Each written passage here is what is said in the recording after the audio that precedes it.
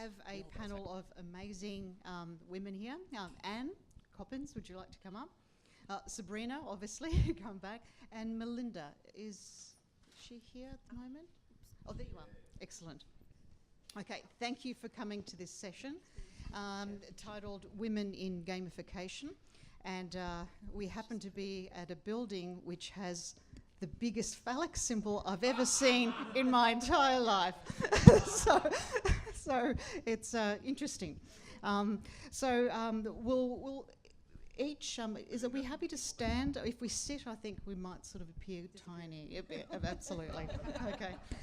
So just to kick things off, just to putting things in perspective, we'll certainly in the second half sort of discuss designing for women.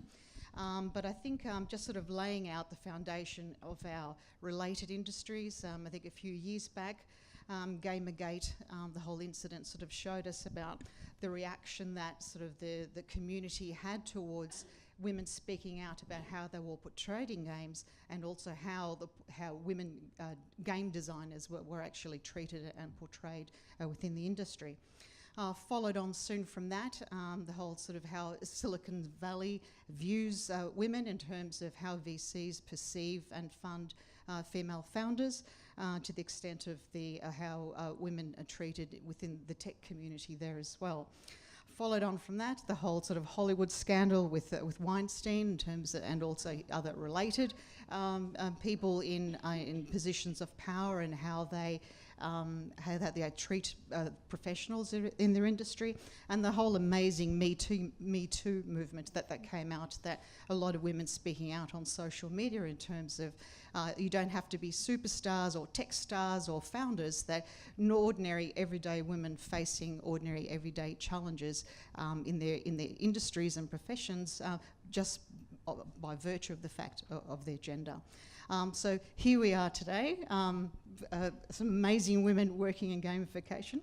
I put 3 questions to everyone in an email sort of earlier, so I'll get them sort of to talk about their views on how do you feel that you face particular challenges as females working in gamification, and what as an industry do you feel that we need to do to face those challenges.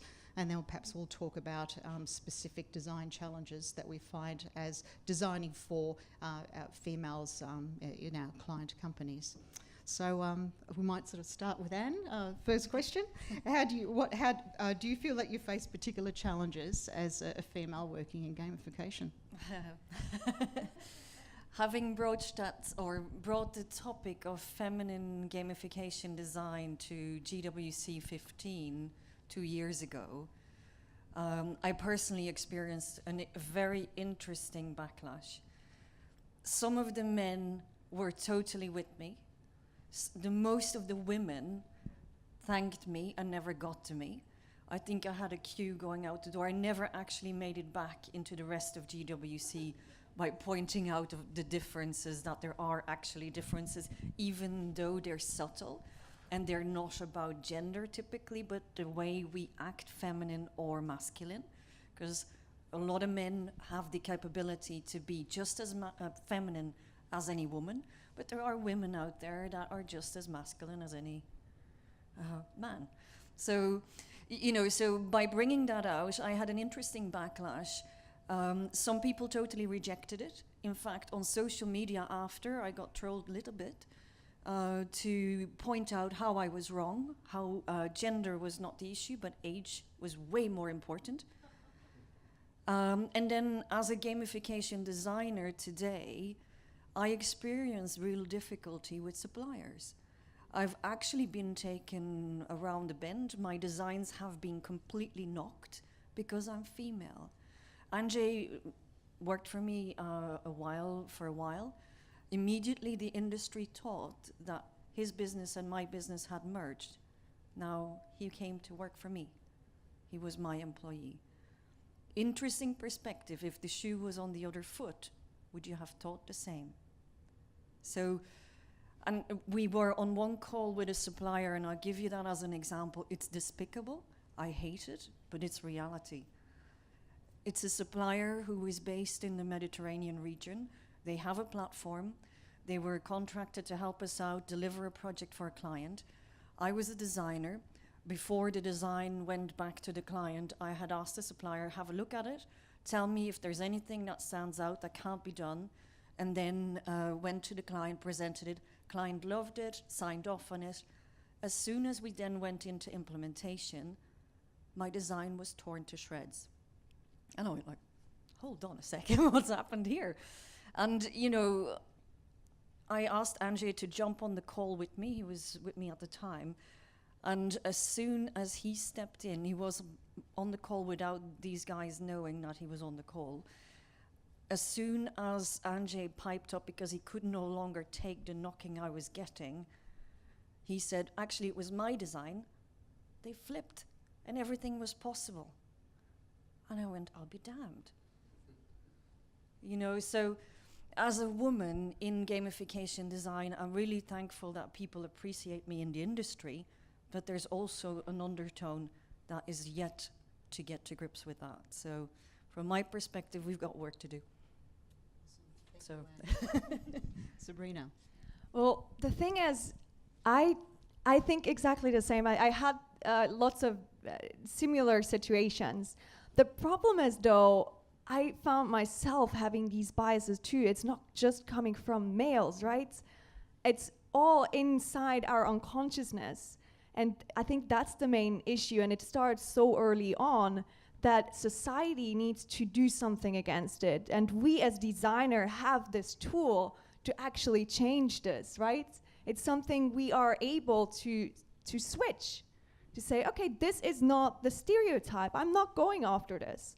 And yes, okay, sometimes we need to do something for a client that says, okay, I want it this way, and this is our user, and our user group looks exactly like that, and they like pink, and they look exactly like the stereotype woman, or whatever they think they want to design for. They know exactly how it looks, but we need to give them the option to think of it more and make themselves another opinion, and give them the option that they might do the wrong thing, that they might do the wrong thing based on their unconscious mind, and just be aware of it. Fantastic. Melinda. Yeah, definitely. Surprisingly similar experiences. But no, I've had it before where I'm pitching a project in the Netherlands. And indeed, you know, like people, it's like, oh, it's good, it's good, it's good, it's good. We go to the next round of implementation. And then all of a sudden, everything's wrong. All of a sudden, well, what about this? What about that? So what did I have to do in this case? I had my male developer pitch the exact same idea the next day. All of a sudden, everything's right. But I'm like, you know what? We're not going to stop there with that. So what I did is I recorded everyone's feedback from the first session, had him pitch, had everyone like it. I'm just like, oh, well, why don't we just compare and see and mark down for sure where we made the changes? And you can see people who maybe even would have been supportive in the room, all of a sudden jaws dropping because we're going through and no changes are being made. And they're like, yeah, but I know for sure that we said we needed to do that, and you clearly did that here. It's like, no, it's the exact same idea. Yeah.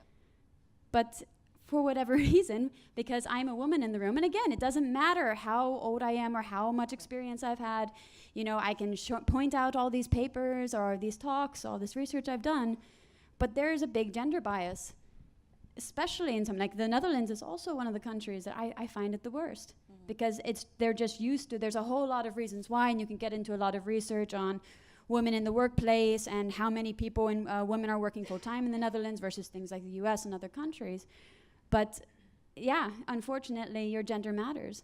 Well, also like out in California, I read this article where these women actually made up a male co-founder, yes, exactly, so that they could get technical product pushed easier and get questions answered and actually have things go through with the freelance developers they're working on. Yeah, there's an interesting study actually in Silicon Valley about testing pitches. So it was female people or feminine girls, women, pitching to venture capitalists. And the types of questions were different. The types of feedback was different. Mm-hmm. And it's in a Harvard or MIT study where they actually looked at the wording. And some of it was just purely not fair. It was no longer based on skill, ability, but very much based on your social environment. And, you know, I live in Sweden. It's a very egalitarian country. It's probably one of the few countries where you could actually say that gender bias is relatively neutral. You know, and there you can actually go face value. But they're flipped the other way. And I find it interesting because I'm originally from Belgium. And I also find myself challenged in the situation that I don't want to be a man-woman. Yeah. You know, I want to be a woman. That's what it is, though. Yeah, it's like, that's exactly. the compliment. It's, oh, no, but you're not like one of them. They're like, you're a guy. Like, I worked on this project with a gambling company, Totally. and at a certain point, like, fully accepted, they listened to everything I was saying, and then they would talk about the woman in the office. And they'd be like, oh, yeah, well, she's completely incompetent. And I'm just like, but she's contributed to, like, most of these ideas. And I'm like, you know, what gives here? But, yeah, it's this weird status that you almost have to try to get up to as a woman, where they're just like, oh, no, but you're on an equal level with us. Yeah. It's like, well, okay. What are you doing against it? I mean, you know, we always can say that there is a problem, but what we as women and as well as men, because this is well thing, what we can do together to defeat something like this is happening. I think like a lot of times people aren't aware of it, that they act in that way. So we need to be more transparent and tell them like, hey, this was not okay. And I remember, another gambling example. I worked in the gambling industry for a while. And there it's extreme. I mean, there you have like these manly guys, right, who think that they're so, whatever. And then you think, okay, they put you in a box of being the manly woman because you are strong, you're courageous, right? And I didn't want to actually say that this is the cliche of the man. I already have a bias again against men who are in the gambling industry, right? So, see, another point for myself. But yeah, these are situations where we should just speak up. And I did this, and I said, okay, guys, like, this is not something that I appreciate. Like, this is something maybe you're not aware of, but it's something that you need to like learn that you're doing it, and it's not okay. How was it they feel them when you made it obvious to them that they made a fool? They actually told me I shouldn't be so how do you say, like, picky, like sort of snippy or whatever you call it, or something. bitchy. They didn't say bitchy, but Probably it was meant. it was Worded a little toned bit down, from like, that, yeah. oh, this is not so important. Don't behave like this now. Yeah. You know. I would like to say one of the reasons I entered this industry specifically was because I wanted to give the female flavor. So I didn't back down because I was a woman, and I think that as women is important, but also for the men in the room to support us. And if you see that bias happen, call it out, because you as a man could actually say, give them that nudge and sort of say, you know what, get it together, man. You know, which as a woman, I will sound bitchy or moany or whatever, or maybe I'm hormonal. You know, I've had all of those terms thrown at me. What I tend to do is make it inclusive by design. And, you know, when you say inclusive by design, a lot of guys then say, oh, yeah, I wouldn't know what a woman would want in that situation. And then you engage with the ladies in that. So, yeah. And be willing to walk away from the table. Because if you're sitting there in a meeting and it's going like this, but you feel confident enough in yourself to know if this continues this way, or if I feel like it's just going to be a degrading environment, simply pass on the project. And sometimes you can't do that, it can feel. But the more you sit there really with that mentality that you're willing to, people will pick up on that as well. And after you correct them, then hopefully they will realize, okay, this is just what you're getting, and you can decide to work with me or not. And in all honesty, if you really don't want to work with a woman, I don't want to work on the project, and that's okay. And we can part ways, and that's fine. Saying no is always an option. Yeah, exactly. It's always an option. You don't have to take what someone's dishing out on either side. Oh yeah, I'll get. Thanks for that. I'll get my question in. Sorry for that. I think there are two issues here. One is, you know, obviously crude, ignorant biases by everyone is a bad thing, and that's what we've been talking about. But I think also there's a deeper issue happening to do with what some people call transhumanism. And that is, I wrote an article many years ago in Computing magazine called Designing a Cyberman, Superman or a Robot. And I know, apologise for the man thing, but I use superhuman now. But that was about the situation where designers have a choice when you add computing power to anything. You can go towards a robot and replace people, or you can enhance the individual characteristics and keep the human element in and automate things that are non-human and go towards cyberhuman. I found a little bit of a dilemma often in the conversations to do with gender, and one is not diversity, it's a misnomer. Often it's about creating a mono-human identity, and not only that, it's also about creating a non-human identity. So you could turn humans into robots if you take out their diversity. And many of the diversity arguments are taking out the diversity, treating everybody the same, and that's the wrong attitude. You could treat everybody as individuals and accentuate their individuality and accept it. But there's a real danger, to repeat myself, of transhumanism going to anti-human, and that includes games, it includes robots in work, it includes AI, and the conspiracy theorists have ideas about that, of why that's happening, but I'm not one of those. But I think it's a danger. Thank you. Who wants to answer? Well, I mean, there's an inherent danger. Majority of the programmers making the things are white young males still, which is one thing. I think if we are human, whether we like it or not. And I think that's important also to note is, we come with emotions, men as much as women. And, do we need to go transhuman or mono-human? I don't know. I like being human. It makes the flavor so interesting.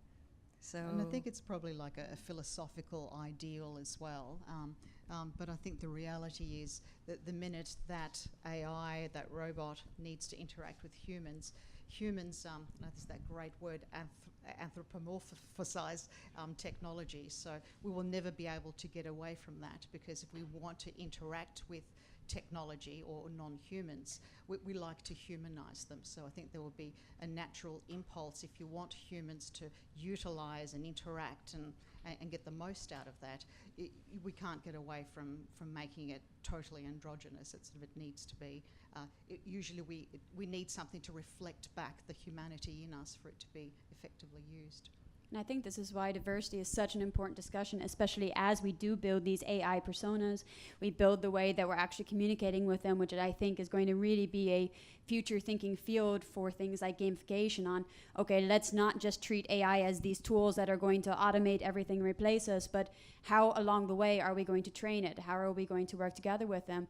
And when we do build a personality, what traits do we take from humanity, and how do we try to not make sure that we don't just take stereotypes, but we try to account for this is where culture has brought us so far, but at the same time, what really makes us tick as humans? Mm-hmm. And these types of discussions bring it up in that manner. Yeah, and this goes back again to words like what makes us human, what makes us motivated by something. And it goes back into like, okay, how can we motivate those diverse characteristics and those diverse people instead of looking at one thing that everyone has in common?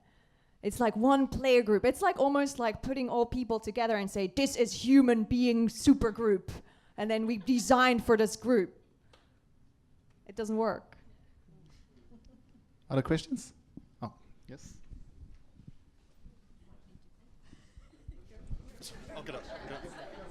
So I'm not sure if it's a question or more of a challenge. So I'm intrigued. So just to Anne's point about developers being typically white male, well, that's not our fault. It's just you, the female species, don't want to code.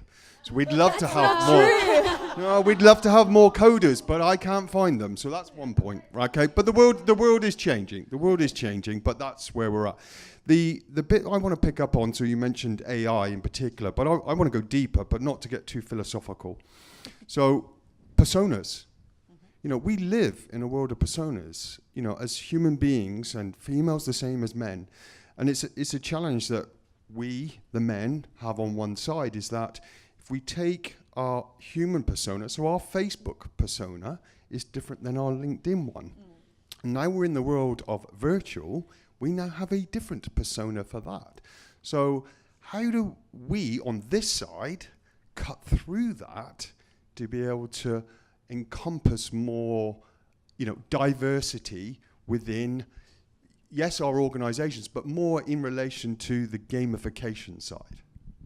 It's hugely complex, because within the human-computer interaction space that we have what's known as our second self. So what we portray in media is another part of ourself or selves as well. If you look at gamers in MMOGs, for example, people will play many different personas in that. So like my daughter plays 6 different personas, my son has even more than that, and they play a multitude of different genders and races and classes as well. So I think every human being is incredibly complex and intricate, and the more complex the game or the experience, you're able to express all those different selves and play the character that you feel like that day, and all that kind of thing. And I think understanding that complexity, that rich complexity in human nature, in gamification, it's really difficult to settle on one persona, knowing very well that what game design has told us is that we have multiple personas, and you give us the space to express and create all those different characters and play whichever character that we need to at that point in time.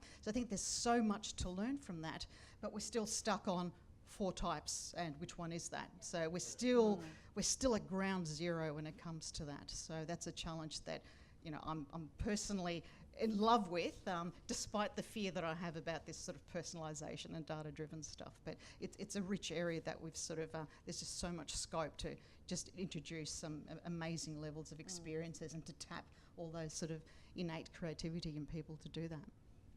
Yeah. And I mean, I suppose the strength in all of us comes in combining those roles together. I think women benefit from working together with men. Men benefit from working together with women. It's proven time and again that in the collaboration of the two gender, the various culture, is that we are actually the strongest possible team. It may be less fun, but it is way more productive. So, and that's ultimately where all of our strengths combined can be. And that's something I'd love to aim for. And this is why I wouldn't hire my first employee to be a female, because I needed to balance out. Because who am I to be banging on about inclusive design and then do the opposite? You know, it just doesn't make sense. But yes, I'm happy to code, by the way. You get a virtual bling bling point for having a bias for coding women. We both have 2 points now. But I mean, I think this is where also, even more than just gender, we have also cultural diversity and a lot of other forms of, okay, where are you from in the world? What's your background? What's your experiences? Because ultimately, we are hopefully creating this kind of hodgepodge of people with all sorts of perspectives from the world. And as we continue forward, of course, what these perspectives are and how different they are going to change with globalization, for example, with countries working more together, with the hopeful fact that we do get to diversity. And I think we have to hopefully design experiences, or when we're designing personas, find ways to make that also conversational, so that we don't try to just say, okay, one size fits all, and okay, you go through this experience exactly like this, but that the experience is almost asking back, like, okay, checking in. And what we're learning from then that check-in point, which is a lot about machine learning as well, is how do we then evolve from there? Yep. And where are the commonalities and where are the differences? But instead of us trying to somehow map all these things out right there, we build systems that are intelligent enough to account for it. maybe better than we do in our own teams anyways. Yeah, exactly. Surprisingly, we have much more questions on this topic, so Yeah, good. I take a last one. Sorry, a last one, very short. And just to mention, I'm helping some coding school for kids on Sundays, and we see no difference between girls and boys until 10 years. Wow. After that, stereotypes seems to win. Wow. Yeah. So Socialization. there is no genuine difference. Thanks. So my mind is really blown by your examples you gave with different persons give presentations and how it came in, and I find it fairly challenging to ask questions and explore it more, because you it sort of feels like a we don't understand or we do understand battle. But I do have a question though, just for my understanding. Like for me in my job as a game designer, but style flexibility is very important. So the moment I'm presenting a concept, I have a whole different presence than I'm interviewing or designing or co-creating whatsoever. And I was just wondering, is there something to be said about preferred styles or preferred presences as males or females, which lead into a certain how do you call it? Bringing your message over. So what you did have on one concept presentation and didn't have another presentation. Yeah. Sorry. Zip. So can I summarize? That's my problem. My question always like the question. So what's the importance of the certain styles, and are there preferred styles for males or females or not? What you recognize in this whole your experiences? To For give the like presentations or to give the Convincing others about your designs or your concepts. To give the short answer is the closer or the more you know about the organization and its people in it, the closer you can map. I mean, I think as a designer, we need to be a little bit like a chameleon and change the colors of the design for the person you're talking to. It's not about me, it's not about you. It's about the audience that you're trying to engage and trying to attract. I suppose that's the more you know about them, the better you can be designing. Yeah, and there's evidence to suggest that triggering the gender stereotypes does get a response. So if on surface level stuff, if you trigger those stereotypes, women will respond to it, boys will respond to it in the same way. But it doesn't last very long, and it's very sort of short-lived. The more deeper and more meaningful the work or the interaction or the game, you need to trigger those intrinsic motivators, and they're the same for all humans. Thank you. I think we have to stop here. It was fascinating, and we still are together, and maybe until the party tonight, so we can still ask questions to the panel members, of course. Thank you. Thanks a lot. Thank you.